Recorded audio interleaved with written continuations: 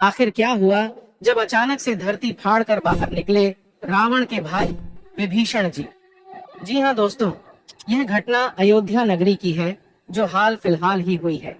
पिछले कुछ दिनों से हम सभी यह सुनते आ रहे हैं कि जब से राम मंदिर उद्घाटन का कार्य जितना समीप आ रहा है, वैसे वैसे ही एक से घटनाएं भी सामने आ रहे हैं, जिसमें सर्वप्रथम गिद्धों की झुंड की घटना सामने आई थी, उसके बाद वानरों के झुंड की, और उसके बाद भालू के झुंड की घटना हमारे सामने आई थी। परंतु अब जो घटना सामने आई है वह बहुत ही अविश्वसनीय है, क्योंकि 8 चिरंजीवियों में से एक चिरंजीवी रावण के सगे भाई विभीषण जी अयोध्या में प्रकट हो चुके हैं। इसके बाद लोगों के मन में शंकाएं पैदा हो रही है कि यह क्या हो रहा है और आखिर यह कैसे हुआ। यह विचार सभी के मन में आ रहे हैं। तो आपको बता दें कि विभीषण जी को प्रभु श्री राम ने ही समय के अंत तक जीवित रहने का वरदान दिया था। दोस्तों, रावण के भाई विभीषण बहुत बड़े राम भक्त थे।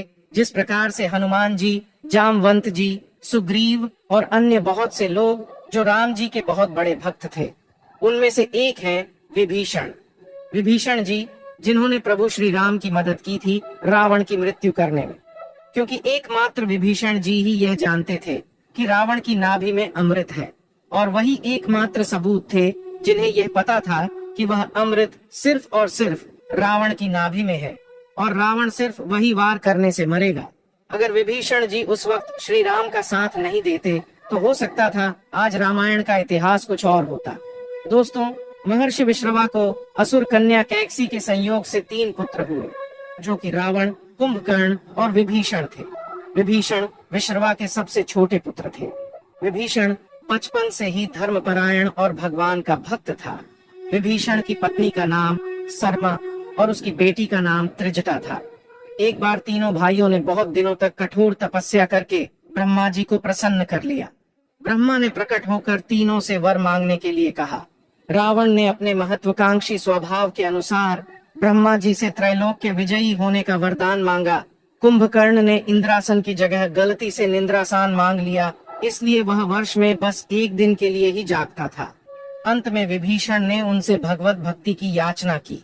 तपस्या से लौटने के बाद रावण ने अपने सौतेले भाई कुबेर से सोने की लंकापुरी को छीनकर उसे अपनी राजधानी बनाया और ब्रह्मा के वरदान के प्रभाव से त्रैलोक के विजयी बना। विभीषण भी रावण के साथ लंका में रहने लगे। रावण ने जब सीता जी का हरण किया, तब विभीषण पराई स्त्री के हरण को महापाप बताते हुए सीता जी को श्री राम को लौटा देने की सलाह देकर हमेशा धर्म की शिक्षा देता था, लेकिन रावण उसकी एक नहीं सुनता था। अंत में रावण ने उसे लंका से निकाल दिया। दोस्तों, जब हनुमान जी सीता की खोज करते हुए लंका में आए, उन्होंने श्री राम नाम से अंकित विभीषण का घर देखा। घर के चारों ओर तुलसी के वृक्ष लगे हुए थे। सूर्योदय के पूर्व का समय था। उसी समय श्री राम नाम का स्मरण करते हुए विभीषण जी की निद्रा भंग हुई। राक्षसों के नगर में श्री राम भक्त को देखकर हनुमान जी को आश्चर्य हुआ। 2 राम भक्तों का परस्पर मिलन हुआ।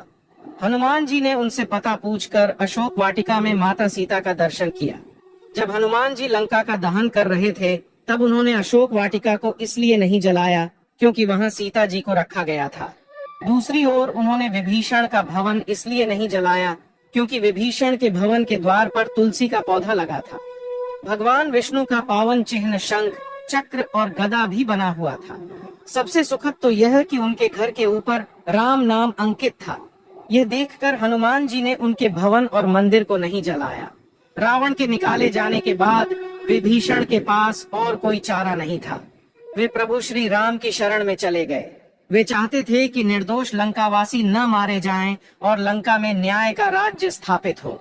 विभीषण के शरण याचना करने पर सुग्रीव ने श्री राम से उसे शत्रु का भाई व दुष्ट बताकर उनके प्रति आशंका प्रकट की और उसे पकड़कर दंड देने का सुझाव दिया। हनुमान जी ने उन्हें दुष्ट की बजाय शिष्ट बताकर शरणागति देने की वकालत की। इस पर श्री राम जी ने विभीषण को शरणागति न देने के सुग्रीव के प्रस्ताव को अनुचित बताया और हनुमान जी से कहा कि आपका विभीषण को शरण देना तो ठीक है, किंतु उसे शिष्ट समझना ठीक नहीं है। इस पर श्री हनुमान जी ने कहा कि तुम लोग विभीषण को ही देखकर अपना विचार प्रकट कर रहे हो, मेरी ओर से भी तो देखो। मैं क्यों और क्या चाहता हूँ। फिर कुछ देर हनुमान जी ने रुककर कहा, जो एक बार विनीत भाव से मेरी शरण की याचना करता है और कहता है मैं तेरा हूँ, उसे मैं अभयदान प्रदान कर देता हूँ। यह मेरा व्रत है, इसलिए विभीषण को अवश्य शरण दी जानी चाहिए। दोस्तों, विभीषण का एक गुप्तचर था जिसका नाम अनल था। उसने पक्षी का रूप धारण कर लंका जाकर रावण की रक्षा व्यवस्था तथा सैन्य शक्ति का पता लगाया और इसकी सूचना भगवान श्री राम को दी थी। विभीषण ने ही राम को कुंभकर्ण, मेघनाद और रावण की मृत्यु का रहस्य बताया था। भगवान श्री राम ने विभीषण को लंका का नरेश बनाया और अजर अमर होने का वरदान दिया। विभीषण जी सप्त चिरंजीवियों में एक हैं और अभी तक विद्यमान हैं। विभीषण को भी हनुमान जी की तरह चिरंजीवी होने का वरदान मिला है। वे भी आज सशरीर जीवित हैं। इंद्रादि देवताओं के बाद धरती पर सर्वप्रथम विभीषण ने ही हनुमान जी की शरण लेकर उनकी स्तुति की थी। विभीषण ने हनुमान जी की स्तुति में एक बहुत ही अद्भुत और अचूक स्तोत्र की रचना की है। विभीषण द्वारा रचित इस स्तोत्र को हनुमान वड़वानल स्तोत्र कहते हैं। हनुमान जी ने सबसे पहले सुग्रीव को बाली से बचाया और सुग्रीव को श्री राम से मिलाया। फिर उन्होंने विभीषण को रावण से बचाया और उनको राम से मिलाया। हनुमान जी की कृपा से ही दोनों को ही भयमुक्त जीवन और राजपद मिला। इसी तरह हनुमान जी ने अपने जीवन में कई राक्षसों और साधु संतों को भय मुक्त और जीवन मुक्त किया है। जैसे जैसे प्राण प्रतिष्ठा की तारीख नजदीक आ रही है, वैसे वैसे अयोध्या में चमत्कार पर चमत्कार हो रहे हैं। कई लोगों का तो यह भी कहना है कि भगवान श्री राम के स्वागत के लिए उनके सभी साथी आ रहे हैं। लेकिन आज के वीडियो में वह सभी चमत्कार के बारे में बात करेंगे जिसे देखकर वैज्ञानिक भी हैरान हो गए हैं। मंदिर निर्माण के दौरान हुए चमत्कारों को सुनकर आप भी चौंक जाएंगे। दोस्तों, भारत के इतिहास में 22 जनवरी 2024 का दिन सुनहरे अक्षरों में दर्ज किया जाएगा। यह पल सभी के लिए बहुत ही खास और ऐतिहासिक होने वाला है। सभी राम भक्त इस ऐतिहासिक पल के साक्षी बनेंगे। मीर बाकी के मस्जिद बनाने के 330 साल बाद 1858 में बाबरी मस्जिद परिसर में हवन पूजन करने को लेकर एक FIR दर्ज हुई थी। धीरे धीरे 1885 में पहली बार यह मामला अदालत में पहुंचा। धीरे धीरे बात इतनी बढ़ गई कि सन 1992 को गुस्साए लोगों ने बाबरी मस्जिद को गिरा दिया। 134 साल तक चली कानूनी लड़ाई के बाद 9 नवंबर 2019 को सर्वोच्च न्यायालय के द्वारा राम मंदिर के पक्ष के फैसले से यह विवाद खत्म हुआ और इस फैसले से 140 करोड़ लोगों को खुशी हुई। बता दें कि श्री राम जन्मभूमि अयोध्या में 70 एकड़ भूमि पर बने भव्य राम मंदिर में रामलला की मूर्ति की प्राण प्रतिष्ठा 22 जनवरी 2024 को होनी है। इस तारीख का सभी को बेसब्री से इंतजार है। लगातार भक्तों में मंदिर के उद्घाटन की उत्सुकता बढ़ती जा रही है। भगवान श्री राम के मंदिर की चर्चा सिर्फ अयोध्या में ही नहीं बल्कि विश्व भर में हो रही है। इस भव्य कार्यक्रम की तैयारियां अब अंतिम दौर में है। राम मंदिर की प्राण प्रतिष्ठा का कार्यक्रम हफ्ते भर चलेगा, जिसमें मुख्य अतिथि के रूप में देश के प्रधानमंत्री नरेंद्र मोदी होंगे। को हमारी ये वीडियो पसंद आए तो लाइक और शेयर जरूर करें और हमारे चैनल को सब्सक्राइब करना ना भूलें। वो आप क्या जानना चाहते हैं ये कमेंट में जरूर बताएं। वीडियो बनाने में बहुत समय लगता है, अपनी प्रतिक्रिया जरूर दें। धन्यवाद।